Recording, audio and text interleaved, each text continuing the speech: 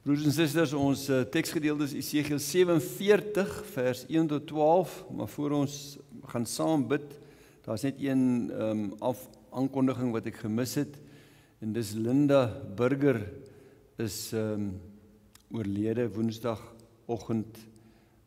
Dion Burger se vrou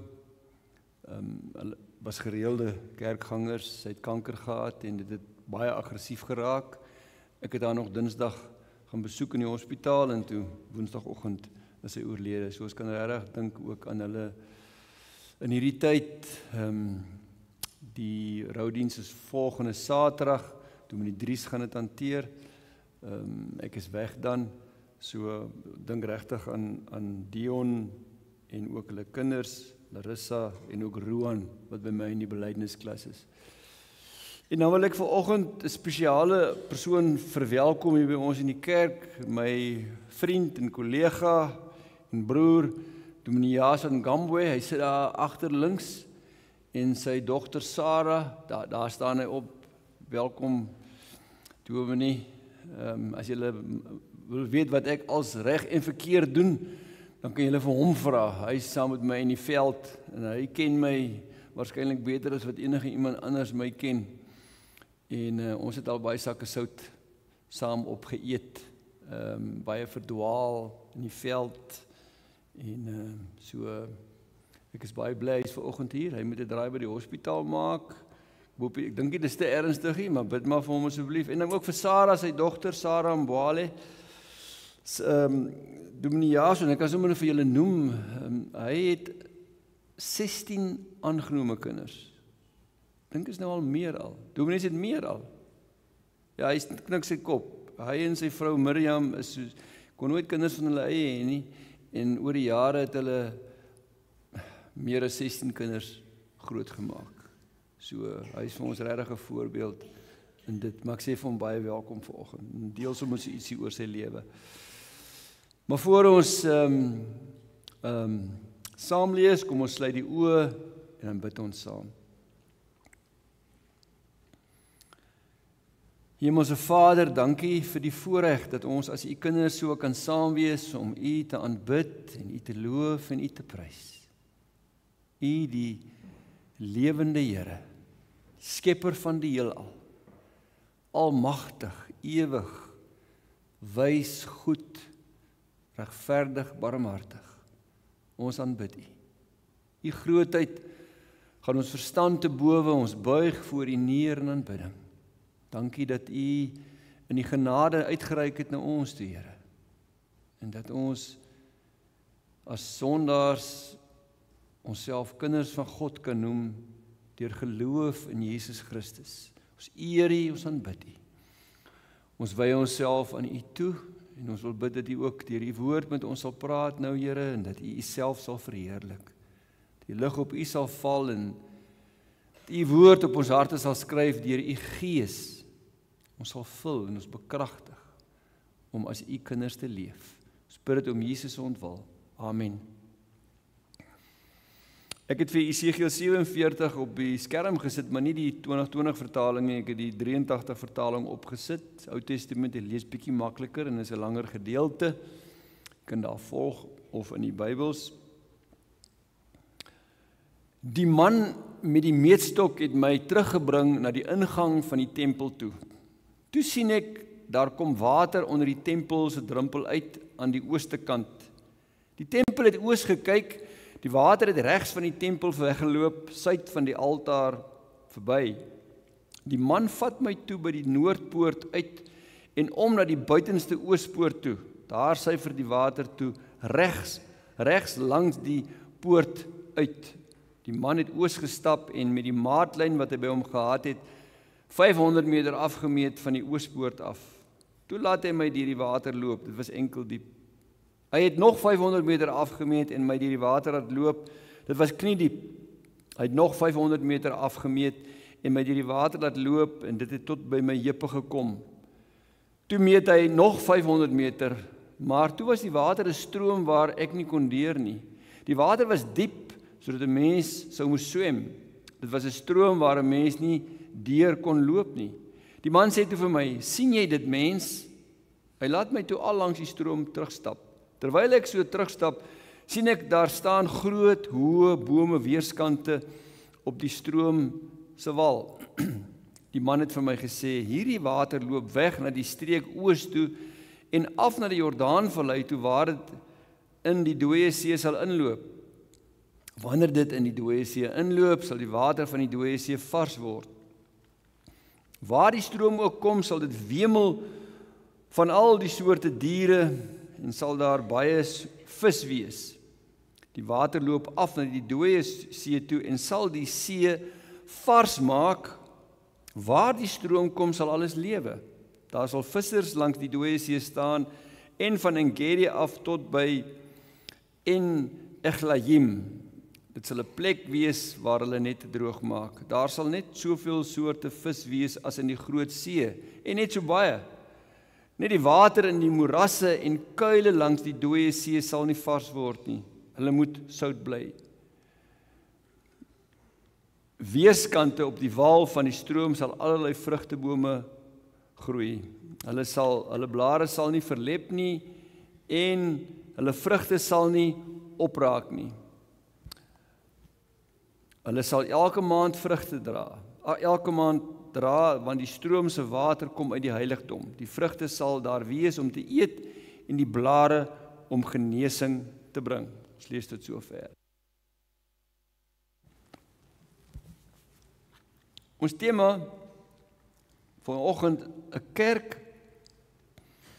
wat die wêreld verander. 'n Kerk wat die wêreld verander. Nou ons is pas verby Pinksterfees, verlede Sondag. Die Vader het deur sy Seun Jesus Christus, die Heilige Gees, wat in die Ou Testament beloof is as 'n belofte, op Pinksterdag op 120 disippels uitgestort, en so die Heilige Gees as gawe aan die kerk gegee.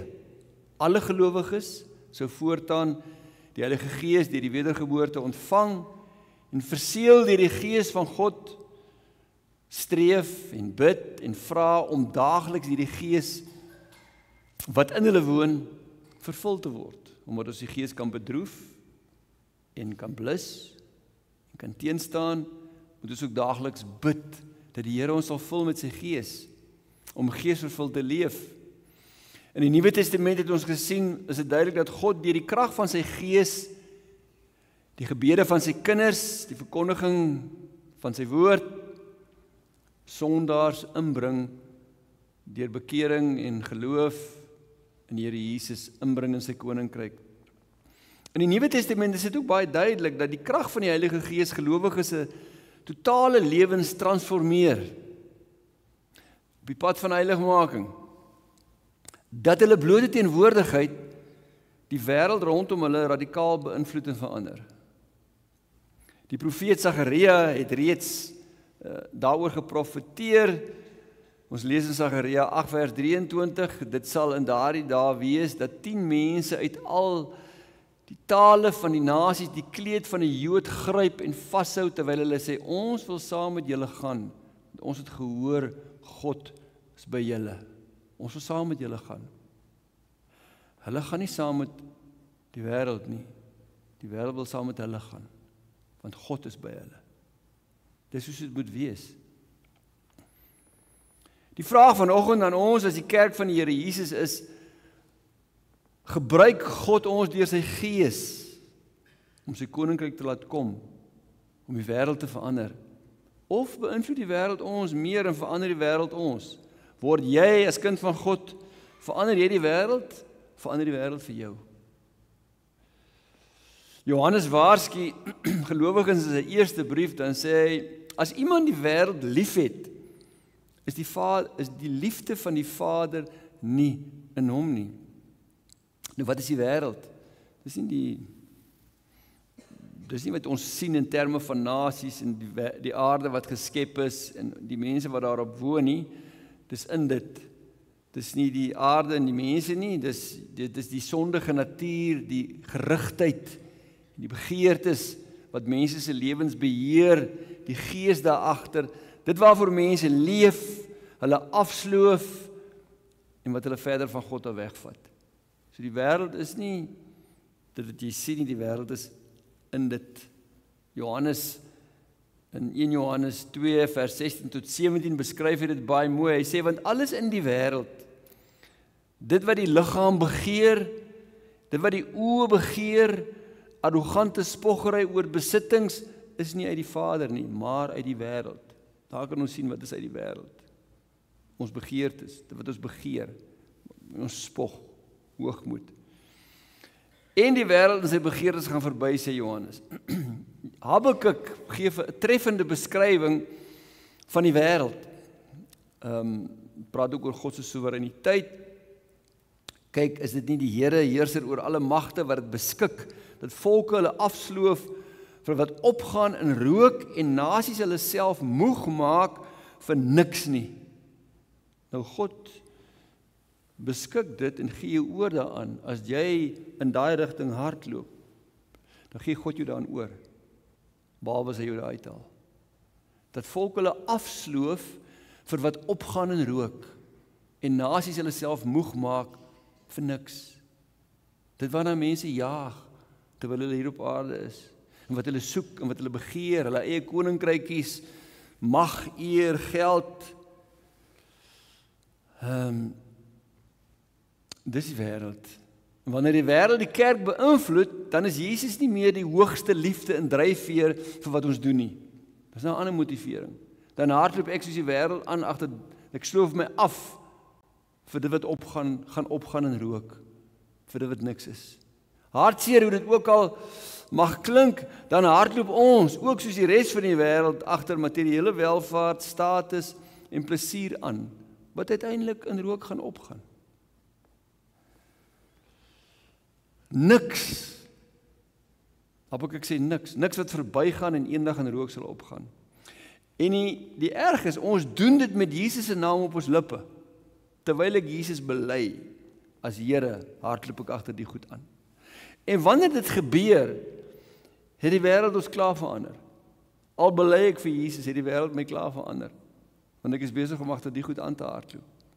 Jesus is op my lippe, maar hy is nie my diepste, my hoogste liefde en my diepste motivering nie. En dan, terwyl ek vir Jesus bely, volg ek eintlik slaafs na dit wat die wêreld aan my voorskryf. Dit wat hulle doen, dit wat hulle begeer, dit wat hulle dryf.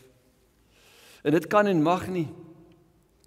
Hoor wat skryf Johannes in sy brief, hy sê, julle behoort aan God, liewe kinders, hy wat in julle is groter as die duiwel wat in die wêreld is.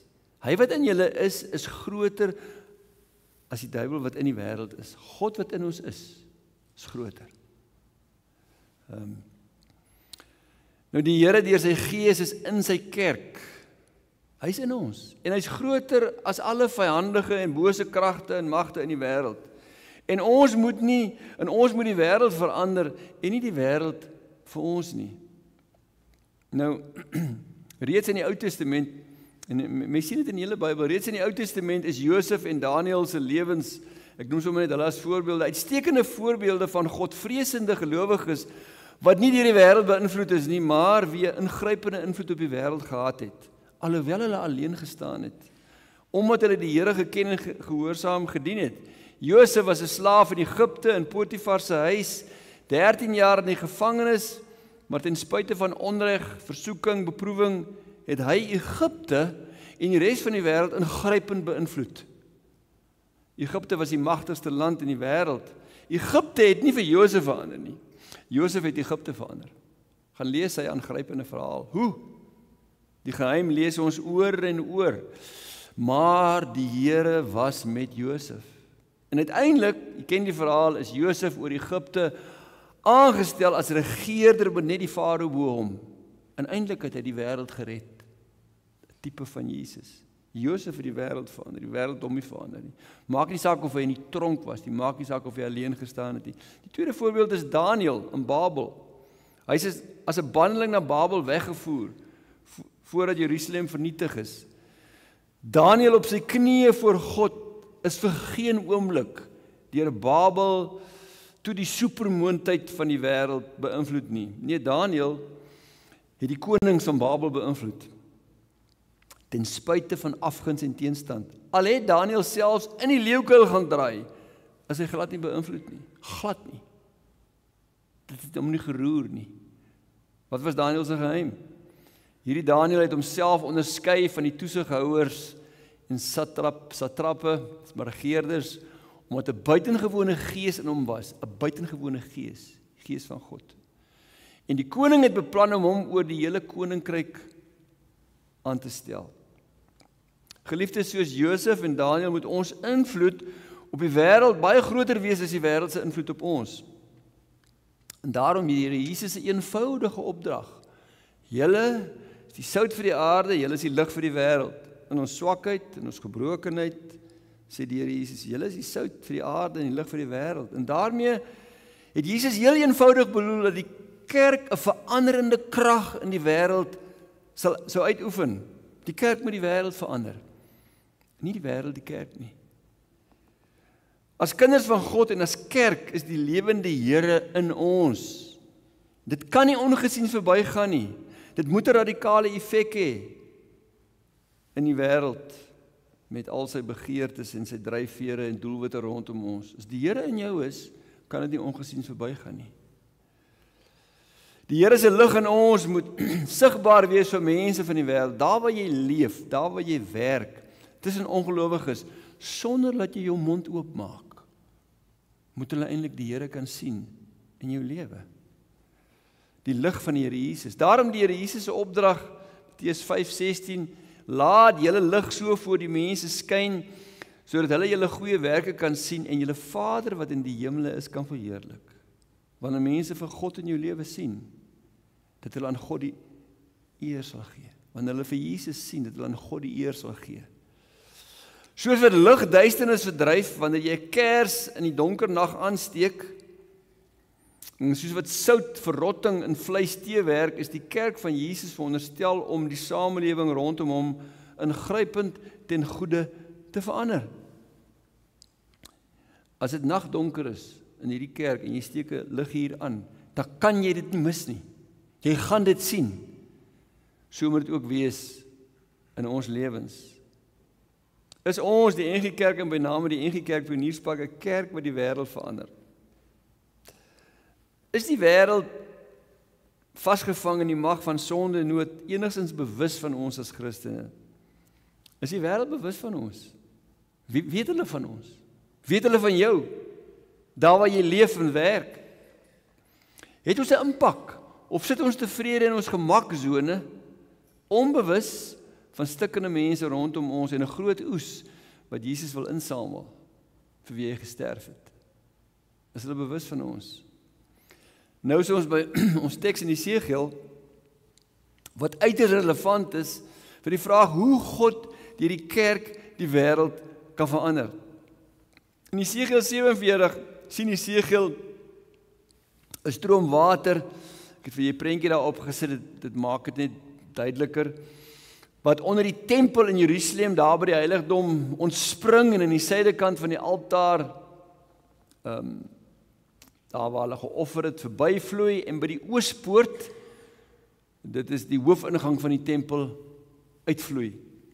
En dan vloei dit daarvan af, vloei dit oos na die Jordaanrivier en draai later suid en vloei dan in die Dooie See in, want as dit oos gaan van die tempel af, dan gaan dit Jordaanrivier toe en later draai dit suid en vloei dan in die Dooie See in. En die stroom word rivier en bring lewe so ver dit gaan. Aangrypende beeld.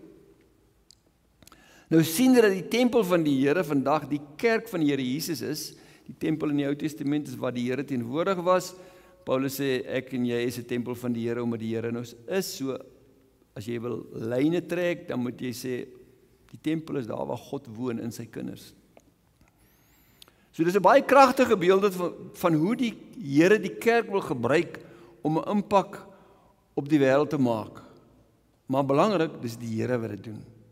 Hy doen dit deur sy gees. Die woorde van Jesus in Johannes 7:37 is hier van toepassing.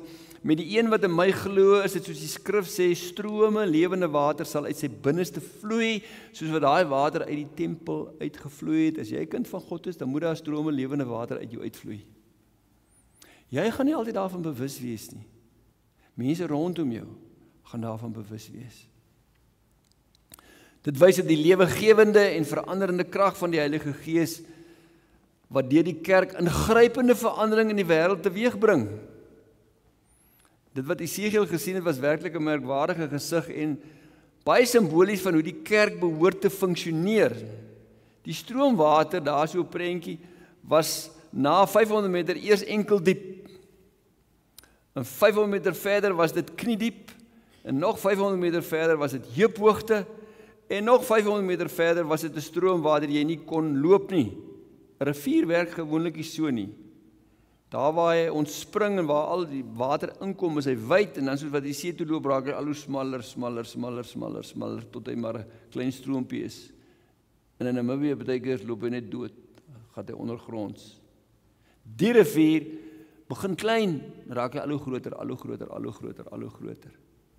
Die betekenis daarvan vir die koninkryk is dat wanneer God werk, begin dit altyd klein, mosterdsaadjie.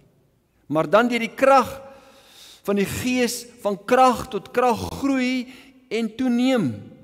Dis hoekom Sagaria vir ons sê, moenie die dag van die klein dingetjies gering ag nie.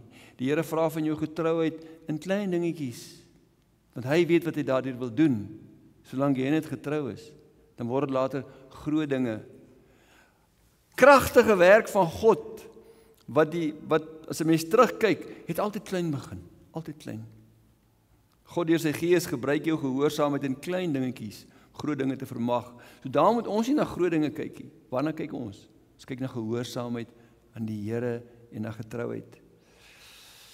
Skielik, die stroom wat vloei, skielik het daar groot, hoë bome weerskante op die stroom se wal gestaan. Toe Esegiel terugstap, toe sien hy maar hier is hoë bome nou skielik. Dit wys die ongelooflike groeikrag van God se Gees. Dit bring onmiddellik lewe waar dit kom. En dan Esegiel beskryf die lewegewende krag van die water. Die stroom loop deur die woestynagtige landskap. Oos van Jerusalem is dit woestyn. Af na die Jordaanrivier, waar dit uiteindelik suid draai en in die Dooie See uitmond, en dan die onmoontlike vermag.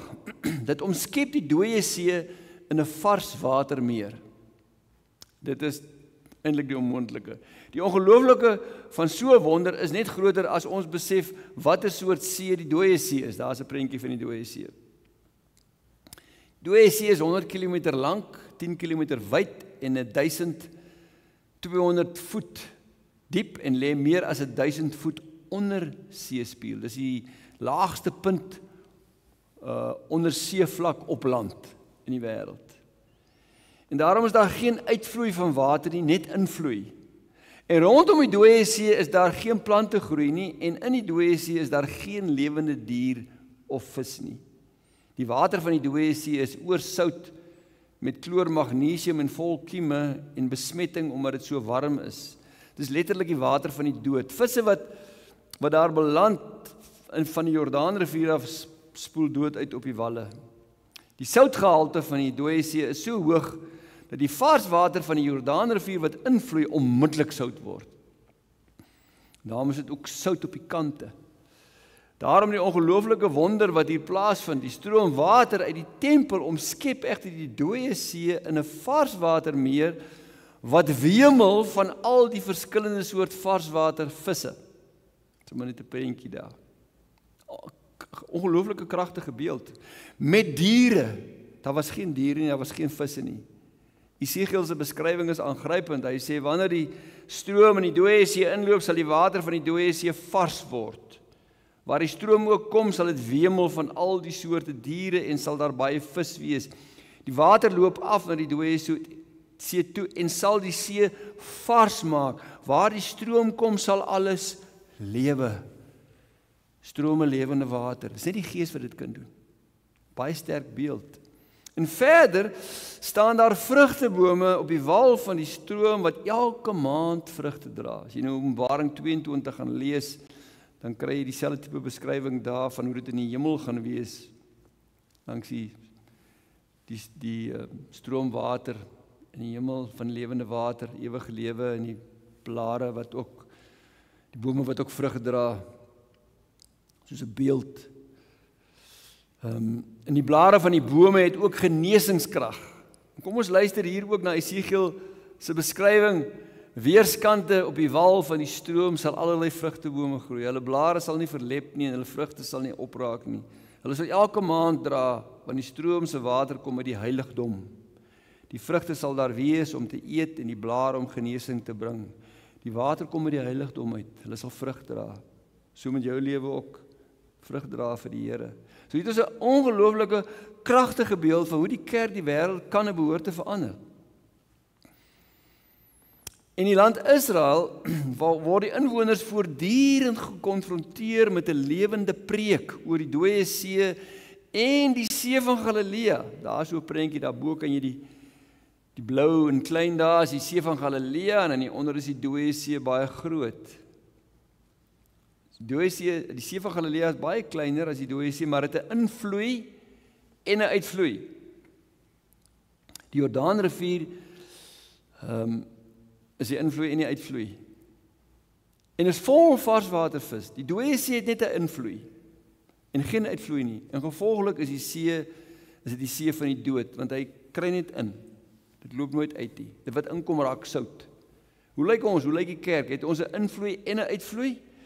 Of ontvang ons nie? Of ontvang ons net? Gaan bepaal of ons geestelik dood is en of ons 'n bron van lewe is. Dis nou nie die preek van vanoggend nie, maar dis 'n baie belangrike punt. As daar invloei is en as 'n uitvloei, dan is daar lewe. As daar net 'n invloei is, gaan jy later dood, dan raak al sout. En jy weet, as ons in die geskiedenis gaan terugkyk, dan sien ons dat in die eerste 350 jaar van die kerk se geskiedenis, die kerk ongelooflik gegroei het. Die kerk was nie volmaak nie, glad nie. Die kerk was nog nooit volmaak nie. Maar die kerk het kragtig gegroei en die samelewing net so drasties verander, soos Esegiel 47 se droom, se stroom water die dooie see verander het. Nou, daar's 'n godsdienstsosioloog, Rodney Stark, ek dink ek is sy naam daar verkeerd gespel, die Stark moet nog 'n E kry.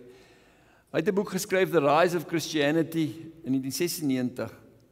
En daar, hy het gaan kyk na die redes vir die kerk se ongelooflike groei na die dood en die opstanding van die Here Jesus Christus tot en met die jaar 350 na Christus. Nou ons weet almal die ken die geskiedenis so min of meer hoe die kerk geweldig vervolg is. Vanaf ongeveer 7000 gelowiges in die tyd van Handelinge 2 wat vervolg is, groei die kerk oor 300 jaar teen 40% per dekade, totdat hulle omtrent 33 miljoen mense getel het uit die totale bevolking in die Romeinse Ryk van 56 miljoen. Hulle groei 40% elke 10 jaar, totdat hulle 33 miljoen mense getel het uit 56 miljoen uit.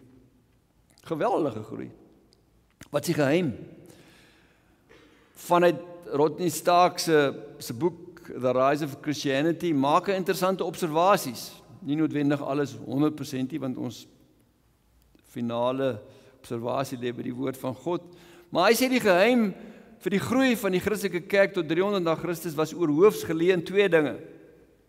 Hy sê die onbeskaamde liefde en lojaliteit teenoor Jesus Christus, wat alle ander lojaliteite oorskry het. Soos Paulus in 2 Korintiërs 5:14 sê, die liefde van Christus dring ons, omdat ons tot die insig gekom het dat een vir almal gesterf het. Paulus skryf dit, want dit was die alleroorheersende passie en motivering vir hulle lewe. Christus se liefde vir my en my liefde vir Christus.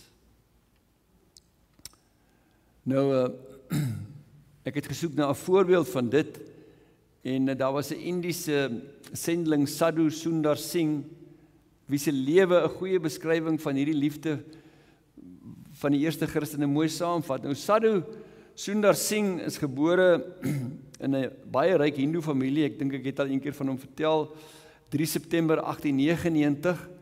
En wat na sy bekering as 'n jong seun, hy was eers baie aggressief teen die evangelie, het onder andere die Bybel verbrand.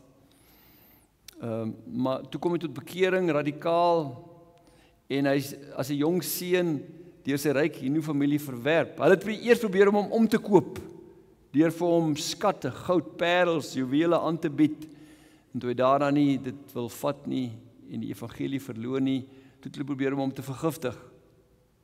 Maar dit het toe nou nie gewerk nie, hy was siek, maar hy het oorleef, en hy het geweldig getuienis vir die Here uitgeleef, en hy het soos volg gesê, hy beskryf sy liefde vir die Here Jesus soos volg, hy sê, should I worship him from fear of hell, may I be cast into it. Should I serve him from desire of gaining heaven, may he keep me out. But should I worship him from love alone, he reveals himself to me, that my whole heart will be filled with his love and presence. Dit gaan nie oor die hel of die hemel, dit gaan oor die Here Jesus. Die liefde van Christus en vir Christus het die eerste Christene gedring. Dis die eerste iets wat hulle onderskei het. Die tweede wat die eerste kerk gekenmerk het, was onderlinge liefde en lojaliteit van medegelowiges teenoor mekaar, sonder dat die kerk eksklusief en geslote geraak het. Die Here Jesus het hulle dit geleer, toe hy hulle voete gewas het. As julle mekaar lief het, sal almal weet, dat julle disippels van my is. Onthou die kerk in die wêreld binnegevaar met die evangelie, 'n boodskap vreemd. Jesus, die Seun van God, het aan die kruis vir ons sonde gesterf, om ons vry te maak van die mag van sonde en die dood, om ons te red van God se oordeel. Dis die boodskap wat hulle gehad het. Dis die boodskap, die Bybel sê is die krag van God. En vir hierdie boodskap is gelowiges op die mees gruisamste wyse vervolg. Hongerleeu's, wit warm lood moes hulle drink, fakkels op 'n paal soos op daai prentjie, met hulle motere besmeer, steek hulle aan, jare se marteling. Hoe is dit moontlik dat die kerk kon groei? Hulle is so vervolg, maar die kerk het gegroei, 40% per dekade, ten spyte van die verskriklike vervolging. Niemand wil tog deel van 'n verloorspan wees nie. Mense is maar so skape. As hier skielik 'n klomp mense is, weet wat gebeur, dan gaan daar nog mense. As daar min mense is, wil hulle nie soontoe gaan nie. Hulle wil daar wees waar baie mense is. So niemand wil deel wees van 'n verloorspan nie, dis ons natuur. So waarin het die kerk se aantrekkingskrag gelê? Onderliggend hulle liefde vir die Here Jesus en 'n liefde vir mekaar. Rodney Stark wys dan daarop dat die andersheid in die aantrekkingskrag van die beweging wat mense na die kerk toe aangetrek het, onder 5 hoofpunte saamgevat kan word. As hy gaan kyk na die kerk in daai tyd, dan sê hy, daar's 5 goed wat die kerk onderskei het. En die eerste is, die Christene het anders as die wêreld geleef. Hulle het anders geleef. Jy kon hulle sien. Hulle het nie geblend nie. Hulle het nie saam met die stroom gegaan nie. Die evangelisasie metode van die vroeë kerk, hulle sendingwerk was gebou op die geloofwaardigheid, die integriteit, die liefde, die hoë sedelike en morele waardes wat die gelowiges elke dag uitgeleef het. Hulle het anders te gelyk en geryk as die wêreld. God se oproep om heilig te leef het hulle ernstig geneem en hulle het met sonde gebreek. Hulle was nie volmaak nie, maar het heilig geleef. Hulle het God se opdrag in Levitikus 19 en 1 Petrus 1:16 ernstig geneem. Wie is heilig, want ek is heilig. So jy kon hulle onmiddellik raak sien, want hulle het anders te geleef. Dis hoekom ek hulle vervolg is. Hulle het nie gekyk hoe naby hulle aan die wêreld kan leef nie. Hulle andersheid was sigbaar in rein en heilige lewens. En nie net met uiterlike goed nie, maar innerlik. Hulle het Jesus nie net gepreek nie, maar geleef. Soos Johannes skryf wanneer hy sê, wie beweer dat hy in Jesus bly, behoort self ook te lewe soos Jesus geleef het. Ons kan dit nooit reg kry, volledig volmaak nie, maar ons kan groei daarin. En al hoe meer so raak. Dit was die eerste punt. Hulle was anderste as die wêreld. Het uitgestaan. Die tweede punt is Christene het mekaar en ook ander mense uit liefde versorg. Die kerk was die hande en die voete van Jesus in 'n stikkende wêreld in nood. In 'n tydperk van 300 jaar was daar 2 ongelooflike groot pokke, dalk masels ook epidemies in die Romeinse ryk. Die Antonien, ek weet nie, ek probeer om in Afrikaans te vertaal, pokke of maselsplaag of epidemie van 165 tot 180 na Christus daar's ongeveer 1/4 tot 1/3 van die mense in die Romeinse Ryk dood. 1/4 tot 1/3 van die mense in die Romeinse Ryk. Jy praat van 5 tot 10 miljoen mense is dood. Daar is 'n prentjie wat 'n kunstenaar geskep het van lyke wat die mense het net dood gegaan, op strate gelê. Marcus Aurelius, die een Romeinse keiser, het ook gesterf in hierdie tyd. 100 jaar later was dit weer so. Die Cypria epidemie plaag 249 tot 262 na Christus. Toe die tweede epidemie op sy ergste was, is daar 5000 mense per dag in Rome oorlede. 5000 mense per dag. En nou, die mense is mos nie ingeënt teen pokke en masels nie. Die mense wat so teen inenting is, dis wat pokke en masels doen as mense nie ingeënt is nie. Dan wis dit 1/3 van die bevolking uit. Hierdie epidemie was kleiner, 310.000 mense het gesterf. Waarskynlik weerstand opgebou op daai stadium. Maar interessant, die Christene het in die tydperk veel beter as enige ander groep oorleef, omdat hulle na mekaar en na siekes omgesien het. Hulle het nie omgegee of hulle siek raak nie. Mekaar versorg. En na elke epidemie was die persentasie Christene wat deel was van die totale bevolking veel hoër. En toe het mense begin inskakel by die gemeentes. Die kerkvader Tertullianus, wat geleef het 160 tot 240 na Christus, het gesê, "It is our care of the helpless, our practice of loving kindness that brands us in the eyes of many of our opponents. Only look," they say, "look how they love one another." Dis wat Tertullianus gesê het. Dit laat ons dink aan wat Jesus by die eindoordeel vir sy skape, sy kinders aan sy regterhand sal sê. Dis nie wat jou red nie, dis die vrug. Dis daai bome wat so staan met die vrugte. Dit red jou nie, maar dis die vrug, die bewys. Jesus gaan vir sy skape op die eindoordeel sê,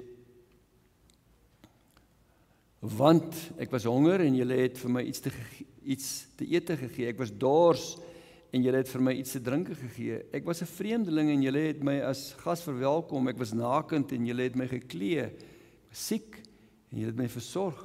Ek was in die tronk en julle het my besoek." Dan sê Jesus, vir sover dat jy dit aan een van die geringste van sy disippels gedoen het, het jy dit aan hom gedoen. Die derde rede hoekom die kerk so impak gemaak het, is Christene het hulle huweliks- en gesinslewe volgens die Bybelse beginsels ingerig. En dis nou die ding waarvan die westerse wêreld wegdraai. In totaliteit.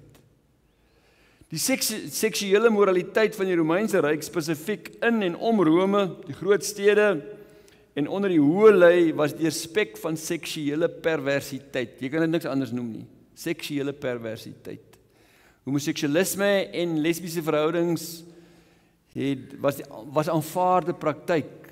Net interessantheid, van die eerste 15 Romeinse keisers was 14 homoseksueel.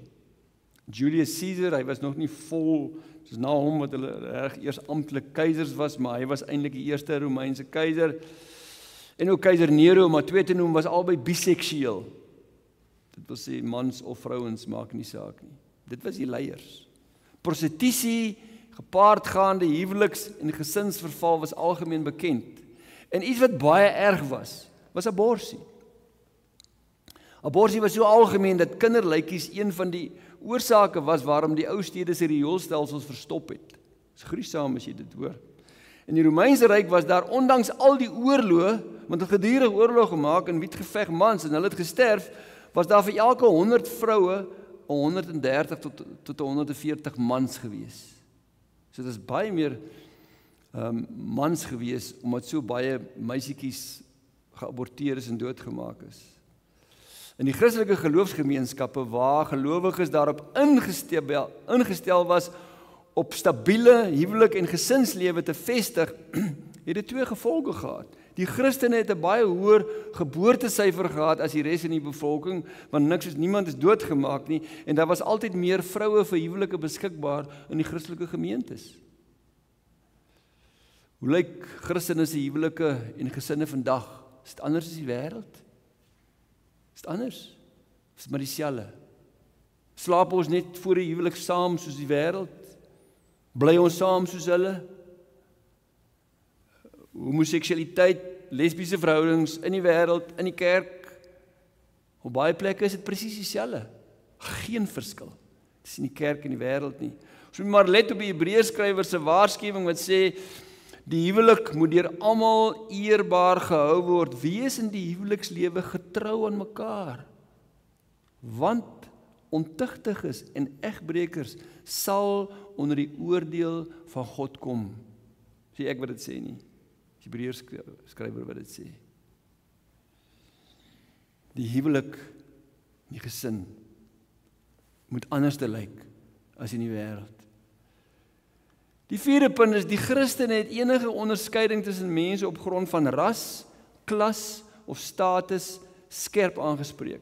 As jy Romeine boek gaan lees, dan sal jy sien slawe en hoëlui en Romeinse offisiere, was almal deel van die kerk. As gevolg van globalisering in die Romeinse ryk kon jy in al die groot stede mense van elke volk, taal en nasie vind. In al die briewe van die Nuwe Testament vind ons verwysings hierna. Die potensiaal vir kultuur en rassebotsings was dus hoog. En statusverskille is natuurlik eie aan alle gemeenskappe, ook aan Windhoek. En in die Romeinse ryk was dit nie 'n uitsondering nie. Die vroeë Christelike gemeentes het hierdie sake met 'n passie aangespreek. En daarom het enige mens, ongeag taal, ras, status of sosiale stand, welkom gevoel by die Christene, solank Jesus net eerste was in jou lewe. En dit moet by ons ook so wees. Ons moet so die Here aanbid dat enige mens, ongeag taal, ras, status of sosiale stand, welkom voel en die liefde van die Here ervaar wanneer ons as gelowiges saam is. Die eerste Christene het as te ware vir die wêreld 'n kykie gegee oor hoe dit eendag in die hemel gaan wees. Dit was totaal revolusionêr. Dat mense van verskillende stand en klas sou saamkom en gemeenskap hê. Slawe, bekeerde slawe en iemand wat 'n hoë offisier in die Romeinse ryk was, nou aanbid hulle saam. Dit was totaal vreemd geweest. Hulle gee vir ons 'n kykie hoe dit eendag in die hemel gaan wees. In Johannes beskryf vir ons die hemel in Openbaring en dan sê hy, hierna het ek 'n groot menigte gesien wat niemand kon tel nie. Hulle was van elke nasie, stam, volk en taal en het voor die troon en voor die lam gestaan.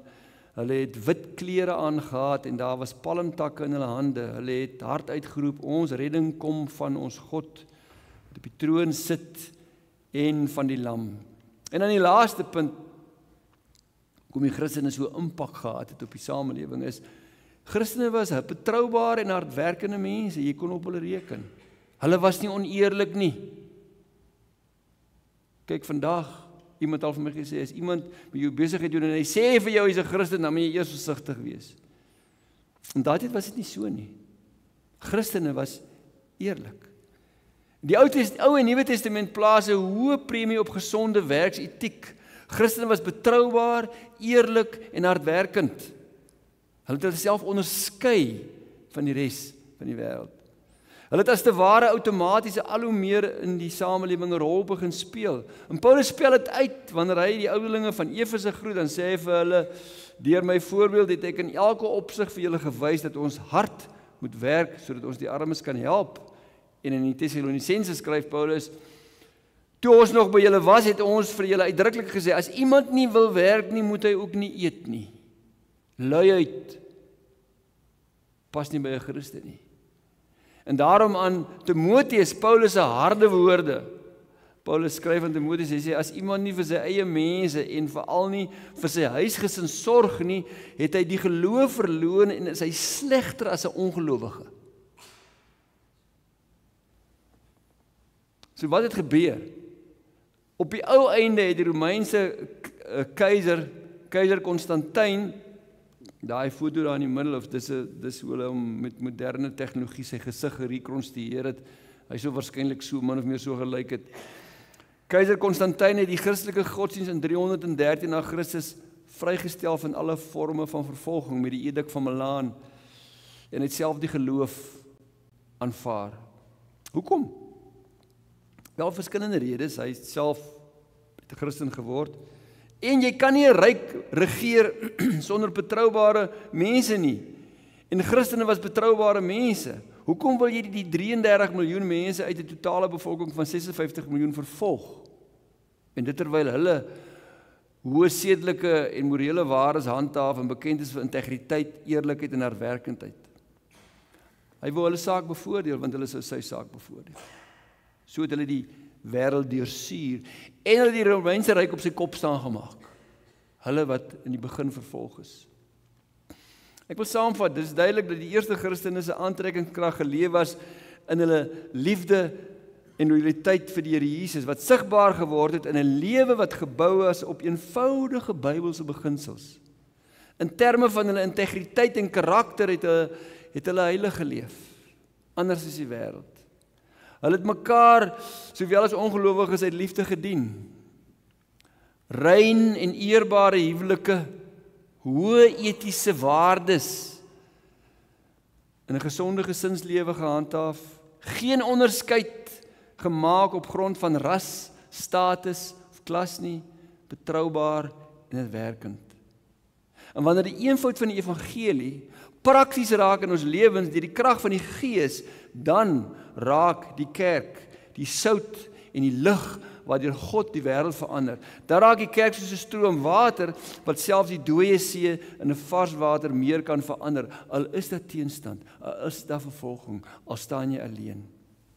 Mag die Here ons genadig wees om waarlik sout en lig te wees, sodat die Heilige Gees ons kan verander, bekragtig en gebruik om as God se lewende water 'n wêreld te verander wat in nood is. Amen. Kom ons bid saam.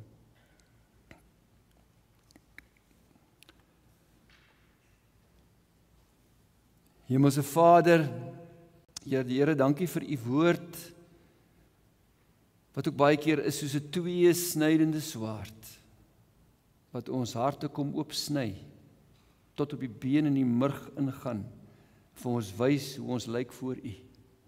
Ja, Here, dankie dat u vir ons uit genade gered het, maar dat u nie vir ons los soos wat u vir ons red nie, maar dat u vir ons deur u Gees verander en nuut maak, transformeer.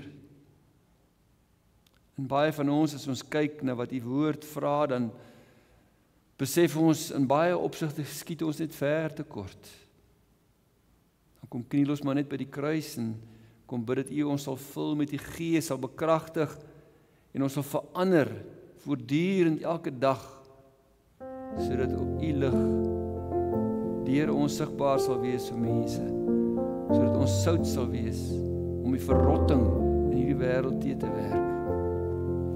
Ja, Here, ons kan dit nie doen nie, maar u doen dit deur ons. Hou ons afhanklik van u, hou ons naby aan u.